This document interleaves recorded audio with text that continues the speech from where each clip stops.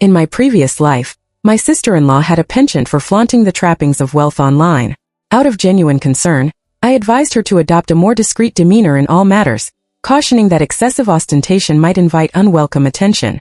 She dismissed my counsel with indifference, regarding my warnings as baseless alarmism.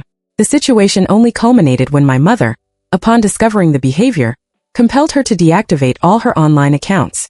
Convinced I had maliciously turned her family against her, my sister-in-law unceremoniously shoved me out into a harsh winter night during a fierce snowstorm, where I perished from exposure. Upon regaining consciousness at the threshold of the household, I heard my sister-in-law's voice before laying eyes on her. Even without sight, I knew she was once again chatting animatedly into her phone, her words flowing with superficial eloquence and trivial banter. Ugh, that shrimp cracker brand is a blatant knockoff. The authentic version originates in Malaysia, and the packaging is entirely distinct. It's no surprise. Children from impoverished backgrounds typically grow up consuming such inferior imitations. They're destined for the lowest rungs of society, forever unable to hold their heads high. Though my brow furrowed involuntarily, I swiftly regained my carefully cultivated air of timidity. At the sound of my door closing, my sister-in-law glanced toward the entryway. Upon recognizing me, her voice amplified sharply. Well, if it isn't my newly reunited sister-in-law, raised by destitute foster parents, no wonder she bears such a poverty-stricken air. We might as well have left her in obscurity. Suppressing the anger welling within me, I ascended the stairs to my chamber. Though these cruel remarks were not unfamiliar, they still ignited a simmering fury deep within. My sister-in-law's folly was truly exasperating. In our past life, her habit of flaunting wealth and oversharing personal details during live streams led to a vicious online harassment campaign, exposing her personal information to the public. The resulting scandal caused a significant drop in our family's corporate stock price, prompting my father to harshly reprimand my mother and demand she exert stricter control over her daughter-in-law. Her family had once saved my uncle from drowning, and when my brother went to retrieve our uncle, he became inexplicably infatuated with her, vowing to marry no one else. Out of gratitude for the life-saving deed, my mother often overlooked my sister-in-law's transgressions. However, after my father's explicit directive, she ordered the cessation of all live streaming and the permanent deletion of associated accounts. Undeterred, she merely created new profiles and resumed broadcasting as soon as my parents departed for work. Some individuals only grasped the gravity of their actions at the precipice of mortality. Seated at my desk, I reflected on the harrowing scenes of the apocalyptic blizzard in my former life. Due to our failure to stockpile essential supplies, the food reserves in our villa dwindled within days. My sister-in-law unceremoniously thrust me out into the storm, shouting that as a child raised in poverty, sacrificing my life to preserve theirs was a privilege. I ultimately froze to death in the icy wastes, only to awaken on the very first day of my return to my biological family. Gazing upon the bank card bestowed by my father and the luxurious jewelry and handbags from my mother, I accepted them without hesitation. In my past life, I had squandered these blessings, naively believing mere reunion with my birth parents sufficed, and refusing all material offerings. What a naive fool I had been. This time, I would utilize these resources to stockpile provisions relentlessly, determined to establish a secure haven before the onslaught of the impending blizzard. Under the cover of darkness, I ventured out to a vehicle rental facility and procured a second-hand van. This vehicle, having been modified with the rear seats removed, provided ample space for storing supplies. The family vehicles lacked comparable storage capacity and would have drawn undue attention. Gazing at the snowflakes falling incessantly for days, I noted their unrelenting descent. Snowplows labored on the roads, with sanitation workers standing by to clear accumulated snow to the curbs. This concerted effort suggested authorities might possess advanced knowledge of the impending cataclysm. Yet mobile devices continued broadcasting reassuring messages like "the snow will subside," designed to calm the public. I maneuvered the van into an unobtrusive alley before entering the bustling food market. A symphony of aromatic scents enveloped me, contrasting starkly with the apocalyptic memory of gnawing on tree bark. At a fried rice stall, the vendor deftly tossed plump rice grains coated in golden egg batter. My mouth watered involuntarily. I ordered 10 servings of fried rice and repeated the process at every other stall. Amid the throng of the food market, my actions went largely unnoticed. With half my face shielded by a scarf, I made repeated trips to load the van with provisions. My phone chimed, the screen displayed Lin Jiang. "Lin Yan, where are you? Why haven't you returned? It's Zhang Mama's day off, and your sister-in-law is starving. Come home immediately to cook for her." In the past life's frigid ordeal, when household food supplies were exhausted, my brother and sister-in-law had dispatched me into the storm to forage, just as they now demanded. To them, I remained perpetually an outsider, a mere tool capable of comprehending commands. I replied in an even tone, scarcely above a whisper. Understood. Hanging up, I sighed. My sister-in-law would have to endure hunger. Every morsel I'd gathered was destined for the subterranean space I discovered in my previous life. That underground chamber, first encountered during a desperate food search, had been revealed when I accidentally stepped into a hidden void, collapsing into unconsciousness before reviving in the cold. To my astonishment, a rotten apple that had fallen from my pocket lay intact, a miracle that hinted at the space's extraordinary properties. Tragically, I perished before unlocking its potential. I retained a vague memory of its location, near my foster parents' home at the base of a mountain. Driving the van to the mountain foothill, I activated a flashlight to search. Though challenging, nighttime offered the advantage of secrecy. Snowflakes cascaded relentlessly, quickly blanketing my form. I periodically brushed away the accumulating drifts. As dawn approached, my foot finally sank into a patch of loose earth, the telltale sensation of unstable ground on the verge of collapse. Muttering to myself, I wielded a snow shovel to unearth the hidden entrance, laboriously clearing layers of snow until a corner of the structure emerged. Peering into the chasm, I recalled the softness of the subterranean floor. I slid cautiously through the opening, sweeping the beam of my flashlight to assess the space. Spanning approximately 80 square meters, the chamber offered ample storage, sufficient for my cache and adaptable for future additions. But I don't want to leave only this one space. After all, even a crafty rabbit has 3 burrows. I just want to put food here. For other things, I plan to rent another factory building. When the severe cold comes, this place can store food and is not easy to be found. I want to bring my adoptive parents here to spend this apocalypse together. After moving the food from the car into this space, I drove past my adoptive parents' house. My mother had already gotten up to cook. She was still wearing the cotton-padded coat she had when I left. Her black hair was mixed with silver threads, and snowflakes fell on them. My nose thonda, but I still didn't stop. Having died once, I know how to keep my real self alive. Now I need to race against time. Having lived in the village before, I know there is a large farmer's market nearby where I can buy many seeds and poultry. I parked the car outside and called nearby restaurants while walking. I said I was at a construction site and wanted to order lunch and dinner for a week for 10 people, and I would pick it up on time. The things on the snack street are not cheap and not suitable for stockpiling. Instead, restaurants that specially cook for construction sites are cheap and have large portions, suitable for stockpiling. In the next week, besides picking up meals on time every day and putting them into the underground space, the rest of the time was spent selecting seeds and poultry in the market. I plan to study the land in that space. When I step on it, it is very soft. I suspect that the space can be used for farming. If so, when the extreme cold period comes, we can eat the vegetables we grow. After coming out of the market, I went to the nearby industrial park to rent a factory building. Then I went to a nearby factory to buy a lot of women's underwear, sanitary napkins, and toilet paper.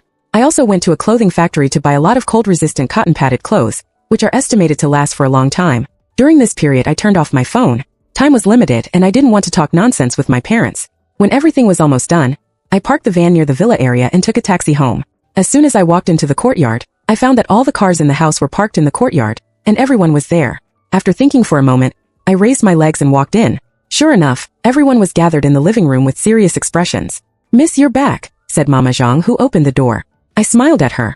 In my last life, it was she who took away all the valuable things from the house under the cover of night, leaving us with nothing to exchange for money. But in the apocalypse, money is useless. What did I say? I'm telling the truth. Isn't that shrimp strip fake? I heard my mother scold my sister-in-law. It seems that my behavior hasn't been discovered, and they are dealing with other things now. It's snowing so heavily now. Do you know how many people are watching you online on their phones? My father said.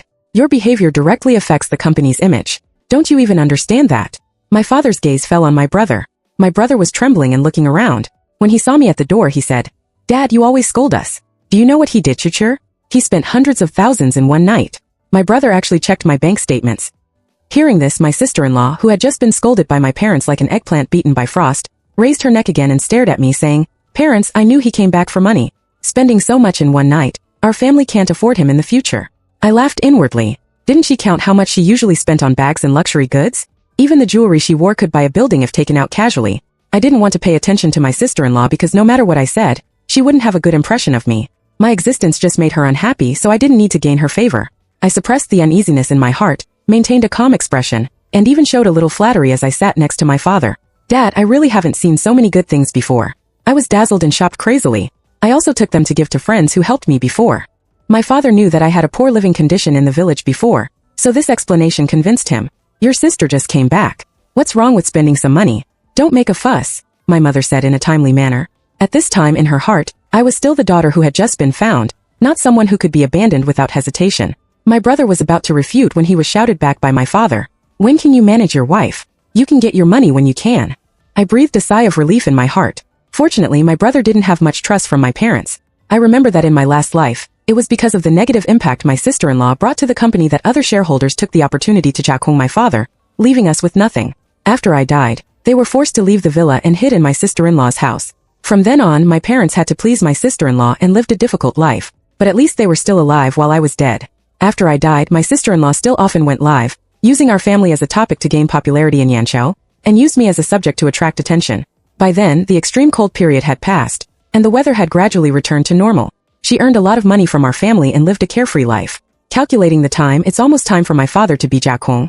I plan to prepare all the remaining supplies before that day and hide out in advance, letting them fight among themselves. The next day, as soon as I went downstairs, my mother stopped me. Lin Yen, the weather is bad outside now.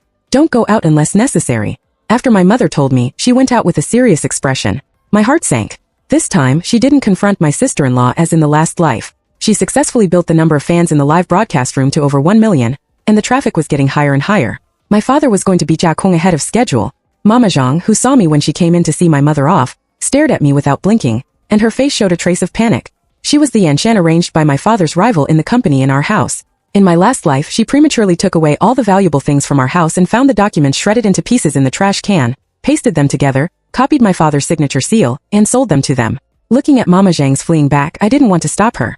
On the contrary, I wanted to make a deal with her. After arranging everything, I drove the van to my former home. At that time, I was dazzled by the clothes on my biological parents, which was a huge temptation for me who had lived in the village for a long time. I wasn't so noble. I only knew that going there could do many things I had dreamed of.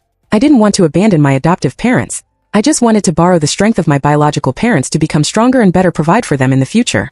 But before my idea was realized, I was killed by their Buqing. In my last life, when I became a ghost and saw everyone's ending from above, I didn't expect that my adoptive parents died of freezing to death in the snow after the Chinese cabbage in my family's vegetable cellar was robbed. At that time, I floated beside them like crazy. I hated myself for becoming a ghost, but when I calmed down, I realized that even if I was still alive, I couldn't save them or myself. But fortunately, this time I can have fewer regrets. When I stepped into the courtyard, the big black dog in the courtyard barked and then looked at me and whimpered. I smiled and walked in. It was still the familiar look. Mom, I'm back. I called as I walked into the inner room. My mother turned around from the Kong and saw me at the door. Her originally calm expression became excited. Xiaoyan, why did you come back at this time? Come in quickly. It's cold outside. Look at all the snow on you. While helping me pat the snow off my body, my mother kept chattering. My eyes were wet and I hugged her. I miss you, Mom. I'm not usually a child who can express myself, but after experiencing the last life, I know that some words will leave a lifetime of regret if not said. My mother was stunned for a moment and then reacted. Did you get bullied there, child? My mother quickly checked my body. I smiled and quickly stopped her. No. Mom, where's Dad? I have something to tell you guys this time. My mother first looked at me and found that I was serious, then said, the snow hasn't stopped, and your dad went out to check the situation. My mother called my dad back, saying I had something important to say. My dad rushed back through the heavy snow. When he saw me, his eyes were also wet. The lifelong head of the family carefully looked me over with red eyes. Dad, I'm back, I said, holding back the lump in my throat. My dad nodded and said, it's good to be back. We didn't have time to exchange pleasantries. The three of us sat on the warm Kong in my house, and I began to tell them my plan this time. I didn't mention that I was reborn. I just said that I got news from my biological parents that this snowstorm was not simple and might last a long time, so we needed to prepare in advance. My mother then asked, Xiaoyan, do you mean you want to come back and be with us? I want to get through this snowstorm with you. They looked at each other and showed joy. Finally, as if remembering something, they asked worriedly, Xiaoyan, are you not doing well there? I quickly interrupted them, not wanting them to think too much. No, I just went there and found it was less suitable for me. Yet I prefer to be with you all. We exchanged a knowing smile and hastened to act. After all, once official control measures take effect, stockpiling supplies will become far more arduous.